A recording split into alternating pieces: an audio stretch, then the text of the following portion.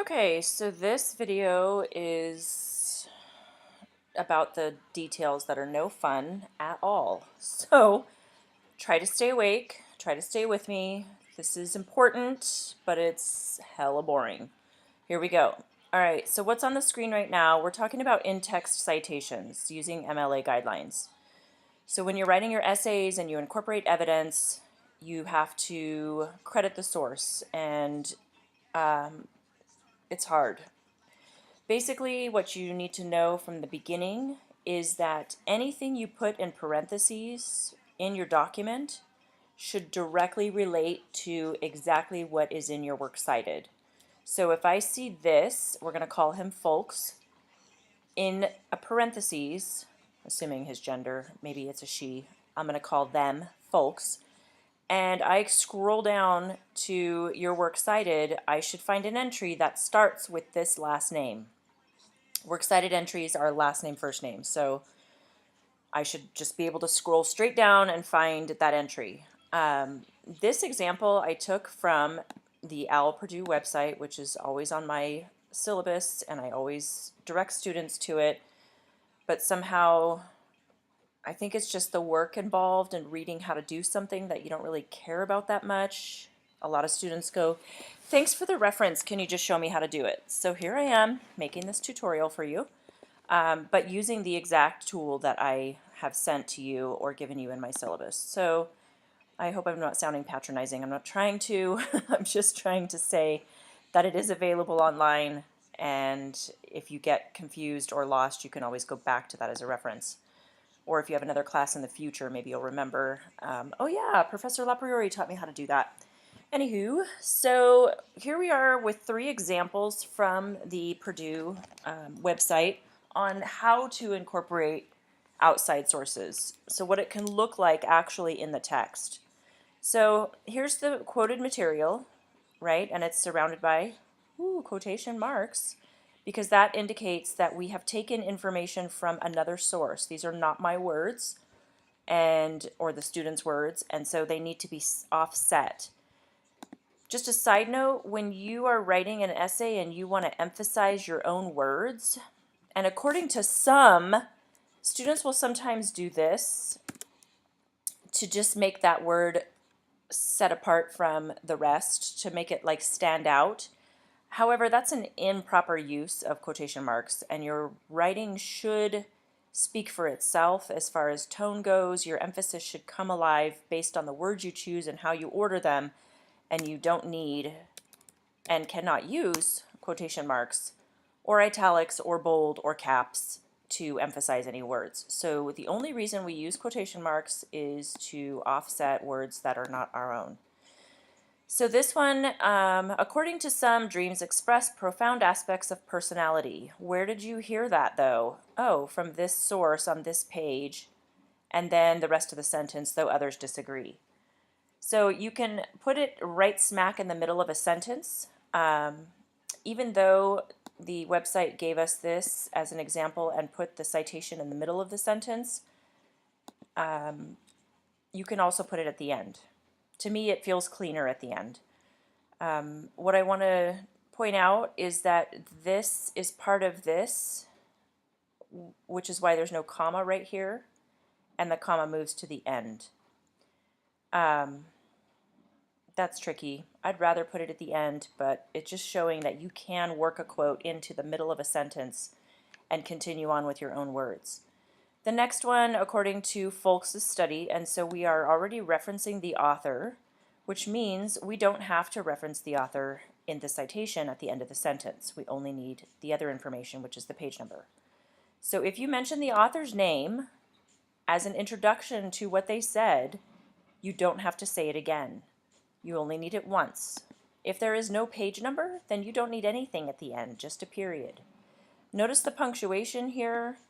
At the end of the quotation, you end the quotation, a space, and then your information in parentheses, and then a period at the end of that. Much like up here where it's part of the sentence or part of the quotation, the comma came after. Same thing as at the end of the sentence, you're going to put the period after.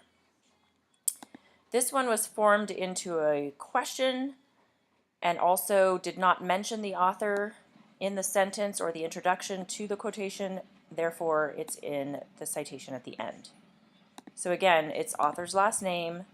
I should be able to scroll to your works cited and find this person, folks, at the beginning of a citation. Your citations will be listed in alphabetical order, so it should be really easy to find. Okay, so that's how to incorporate evidence into your own writing. You really kind of want to avoid putting quotation marks in a standalone situation, meaning you don't want to just type the quote, even if it made sense, if it was a full sentence. You don't want to just have this out by itself without any sort of introduction or context. Okay, that's kind of another conversation. But here is a longer example, and I'll read it to you just so we can get the gist of what's going on. Much like votes in Wyoming that are heavily inflated compared to votes in California, the system that was used in Georgia during the time of this lawsuit inflated, I think I changed that. It meant to say inflated votes in smaller counties of Georgia, which heavily influenced the election. Okay, so we've got some context for what's about to happen with evidence. Justice Douglas delivered the opinion of the court stating, okay, so this person, Justice Douglas, I'm thinking is the author that I'm going to be referencing in the work cited. But I haven't read far enough yet to know that, but that's what I think already, is that I'm going to scroll and find Douglas, right? But this is something he said, and it was actually from this source, whatever that source is. And because I haven't looked at the work cited yet, I don't know what that source is, but I know that when I scroll to it, I will find an entry that starts with gray and is the reference that this came from. All right, so the source that this came from. So it looks like this is somebody being quoted, Justice Douglas, about the idea of the votes in different states and the Electoral College, etc. If I scroll down, I've got a sample works cited right here. Here is gray, and this is quirky because it's italicized and it shouldn't be, but it's referring to a court case. Court cases are italicized in works cited, so it gets a little crazy. But basically, I wanted to show this to you to show you that this citation is a guide for me to find it in your works cited. Found it. Now I know what it's from. Oh, the U.S. Supreme Court in 1963.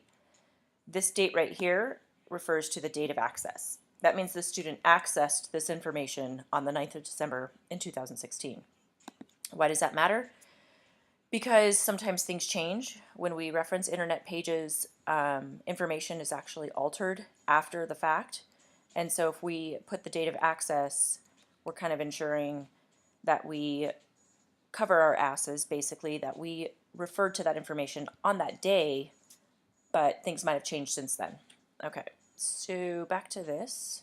I think I said asses. Oh well. So this is another longer quote. I'm not sure why this is red. It's really bothering me, but I'm going to let it go.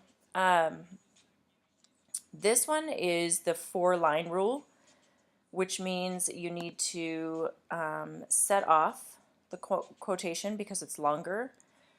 This is also addressed on the website that I give you as a reference, but we'll go through it together.